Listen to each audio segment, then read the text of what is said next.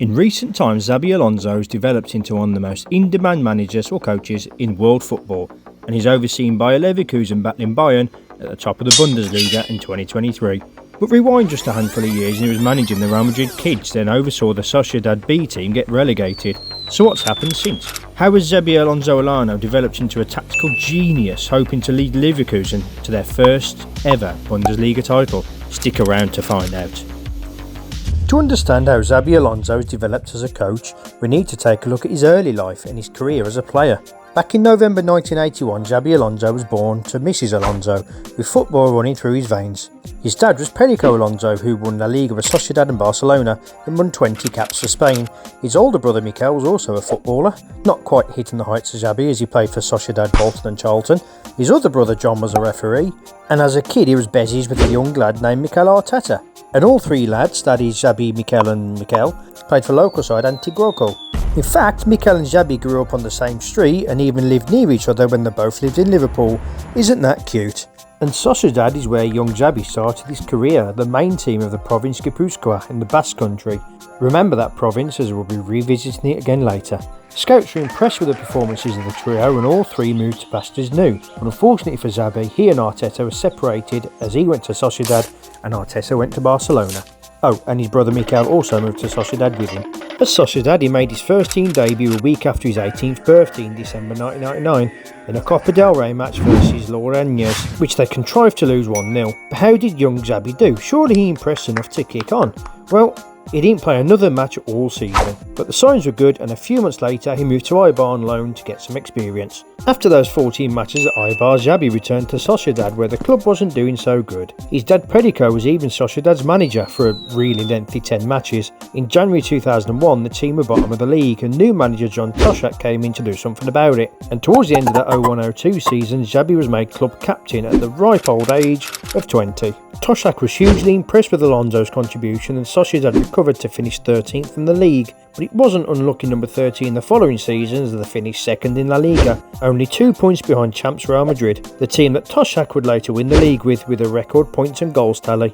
That meant they qualified for the Champions League where they did alright and got out the group, with young Xabi even scoring the winner against Galatasaray and only getting knocked out in the first knockout round by Lyon. And it was in 2001 that Xabi made his international debut for the Basque country, that is, who aren't recognised by FIFA or UEFA or pretty much anybody, but he did go on to be their joint 29th highest appearance maker for them, with 5 caps in total. Alonso's spirits are lifted in that summer transfer window as Sociedad signed his old childhood buddy Arteta, but Sociedad left him out the pre-season as they were considering an offer from Liverpool after they spotted him playing. Well, I say spotted him, it ain't hard when he's playing in the Champions League knockout stages, but you know what I mean. And around that time in 2003 he played his first proper international match when he appeared for Spain in a 4-0 win against Ecuador. And so it was in August 2004 Liverpool and new manager Rafa Benitez got their man for £10.7 million. He signed with fellow Spaniard Luis Garcia, the man who scored that Champions League goal against Chelsea. Or did he? Anyway, Xabi's and Garcia's first season was not bad at all, winning the Champions League in that final against AC Milan, known as the Miracle of Istanbul, even with his missed penalty in the final saved by Dida, although in his defence Alonso didn't miss the rebound. Moving on. But anyway, not a bad first season. And the following season wasn't bad either, winning the FA Cup and Community Shield, with the FA Cup win coming after the ridiculous final against West Ham, not forgetting Alonso scoring a ridiculous goal from 45 yards to equalise against Luton in the third round. Then 20 odd minutes later went 20 odd yards better when he scored from his own half with his weaker left foot, although it was an open goal as keeper Marlon Beresford had gone for a stroll. And later that year he proved it was no fluke when he scored against Newcastle in the Premier League, again from his own half, and you could make the argument that if keeper Steve Harper didn't do his best Bambi on ice impression he would have saved it, but take nothing away from the shot, with not many players in the league having the presence of mind or the ability to pull it off. As this was his first goal since the one against Luton from his own half, this goal apparently made him the only outfield player in modern professional history to score 2 consecutive goals from inside his own half of the pitch, and to top it off, one was scored with his left foot and one was with his right. What a baller. Xabi was excellent in Liverpool for a few years, and in 2009 Real Madrid came sniffing and signed him for 30 million quid. A bit of a reluctant signing as he didn't want to leave the Reds and only did so due to a bit of a tiff with Rafa. In his first season he helped Madrid finish with a club record 96 points, but but still finished second, 3 points behind Barca. Bizarrely, this was the third time in Alonso's career that his team set a new club record for points while still finishing second, something he also did with Sociedad in 2003 and Liverpool in 2009.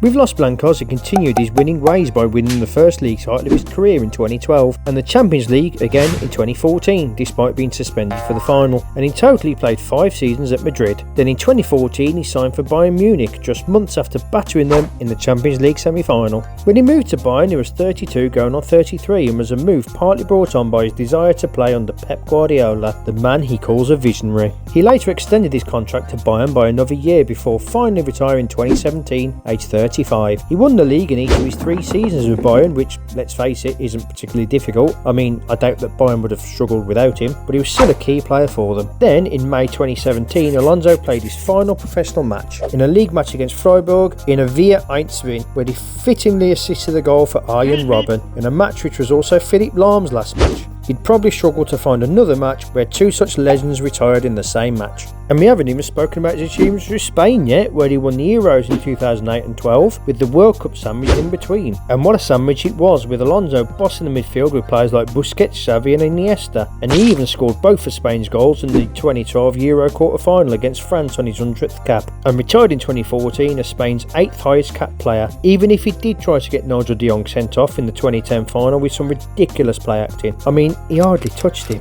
So why have I told you all about his playing career? You were expecting a video on his coaching career. Well, his playing career massively shaped his coaching career, but it probably helped winning things such as the Champions League, Euros and World Cup, and playing under some top managers, which I'll come back to shortly. And so in 2018, at the age of 36, Xabi began his coaching career with the Madrid under-14s whilst completing his UEFA Elite coaching course, a course he did alongside other legends such as Xavi, Raul and Victor Valdez. The following year, 2019, Alonso was hired by the Sociedad reserve team in the Segunda Division B, which was the 3rd level of football in España, and in his 2nd season the club won promotion to the Segunda Division, their first time in the division since 1962. He even won his first game in the 2nd Division, but it only went downhill from there as they were relegated at the end of the season and Alonso left the club. But Xabi wasn't collecting his gyro for long though, as in October 2022 he was headhunted by Bayer Leverkusen. Bit of a gamble if you ask me, as Bayer was second from bottom in the Bundesliga with 5 points from 8 matches, and they turned to a guy who got a reserve team relegated for his first senior role, but the gamble paid off as he quickly restored confidence and stability. 3 days later he managed his first match and battered Schalke 4-0 and even reached the semis of the Europa League, only being knocked out by Roma, managed by his old manager Jose Mourinho. And he started life at the Bayer Arena quite well, winning 5 league games in a row between November 22 and January 23, and did the same again in March and April 23, which included a win over Bayern. Xabi and Bayer finished 6th that season in the European spots. In fact, those latter 5 wins were part of a run of 8 games unbeaten, and that 2-1 win over Bayern was a match that made people take notice of Xabi. You see, not only did he go toe-to-toe with Bayern tactically, but he got it mostly spot on, especially in midfield. The key to the match was his decision to switch Robert Andrich from his usual defensive mid-role to a sweeper, which meant that Bayer found it easier to play through Bayern's press, and with Andrich moving between defence and midfield, Bayern never solved the problem. Chief exec Simon Rolfs later said that this was outstanding from Xabi. After 20 minutes, Bayern had to change shape and we had the flexibility to react to it. Rob did well at the back and made a difference when moving into midfield, where Bayern never were able to outnumber us. Bravo, Xabi, bravo.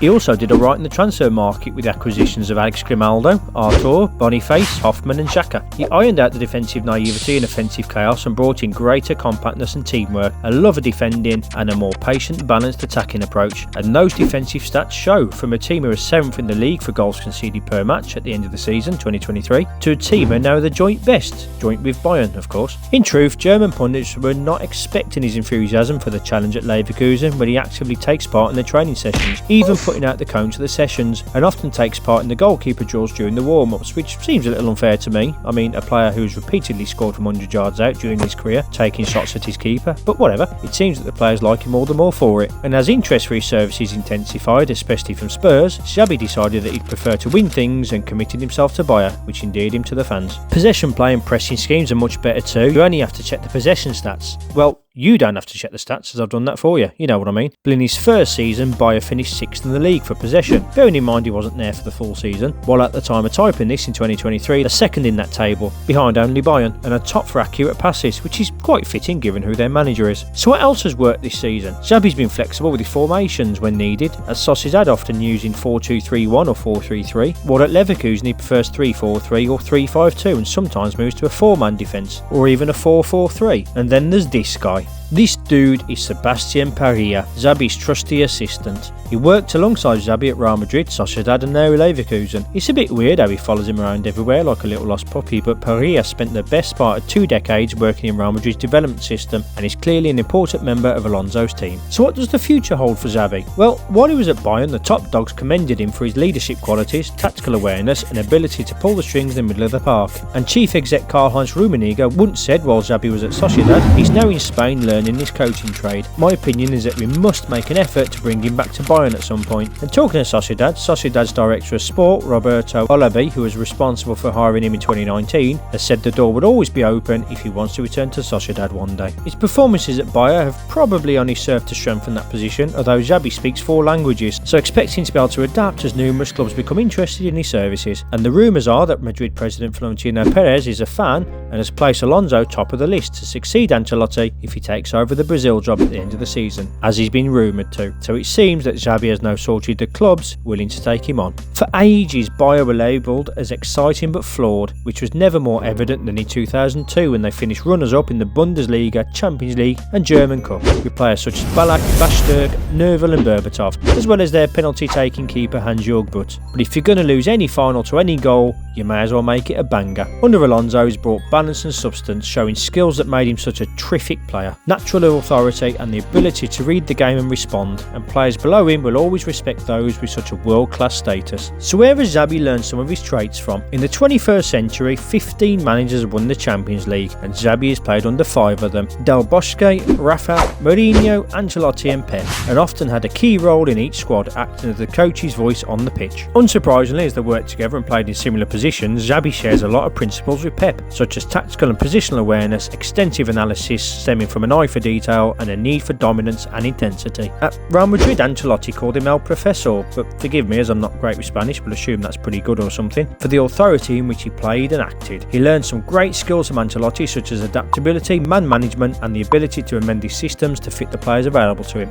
From Mourinho, he learned communication skills, the ability to empathise and to motivate. In fact, Xabi even said, "I learnt much from Jose, how to be a leader, how to convince a team to fight for an objective. Jose is very good at that." He's also very good at winding up the press, but Xabi hasn't copied that trait yet. And club insiders have said he's also very strict, won't stand for any less than 100% in training, hammers home punctuality, and it's turned a club which was sometimes full of players who were just comfortable into a team with a winning mentality, which helps when your manager has won everything himself. But maybe there's just something in the water in the Basque country. Remember earlier when I said to remember Gipuzkoa, as I'll be mentioning it again later? Well, I'm a man of my word, so I'm mentioning it now. Gipuzkoa is a region of only around 700,000 inhabitants, yet Unai Emery, Julen Lopetegui, Andoni Iraola and Arteta are all from there. Just like Joseba Echeverria, the Eibar manager, Gipuzkoa. Real Madrid goalkeeping coach Luis Llopis, Gipuzkoa. Pep's assistant Juan Malilo and the goalkeeping coach at Man City, Xabi Mancisidor, both from Gipuzkoa. And that's not even considering managers from the wider Basque country such as Sevilla manager Jose Luis Mendilibar, Deportivo manager Imanol Idiaquez, Osasuna manager Hagoba Arrasate. Honestly, I could go on and on. Actually, I will go on. Atlas manager Beñat San Jose, Almeria manager Gaika Garitano, and Andorra manager Eder Sarabia. That is Andorra the club, not Andorra the country. And that's not even mentioning all the other managers in the lower divisions. And quite fittingly, current Sociedad manager Imanol Alguacil is from, guess where? Gipuzkoa, who was hired by Roberto Olabi, current Sociedad director, who is from the Basque country. And for good measure, Javi Gracia was from Navarra just next door. Then there's Xabi's youth team Antiguoco, which was also the club of Andoni Iraola, Aritz Aduriz and Mikel Arteta among others. And don't forget the Basque country's 2 biggest clubs, Athletic Bilbao and Sociedad, both played each other in the Copa del Rey final 2020. The first time ever that happened. The region is doing pretty okay for itself. And many have got this man to thank for it, Mikel Echeverria, a man who was at Sociedad for over 4 decades and led their coaching squad in Gipuzkoa, who says it's in the culture of the area. Mendilibar said that Basque coaches are insistent, hard-working and also a bit stubborn, direct and humble. Describes Alonso to a T. So maybe it is the area after all. Lopetegui once joked that it's the chuleton, a giant T-bone steak which is culture in the Basque country. And now the stakes are high for Xabi and so many others from the region, so expect the Gipuzkoa production line to cook up a few more managers in years to come. Thanks for watching. I hope you enjoyed the video. If you did, please consider liking it, leaving a comment abusing me for some of my pronunciations, or even better, Nigel de Jong that subscribe button. But whatever you decide to do, thanks for watching and your support, and have a resplendent day.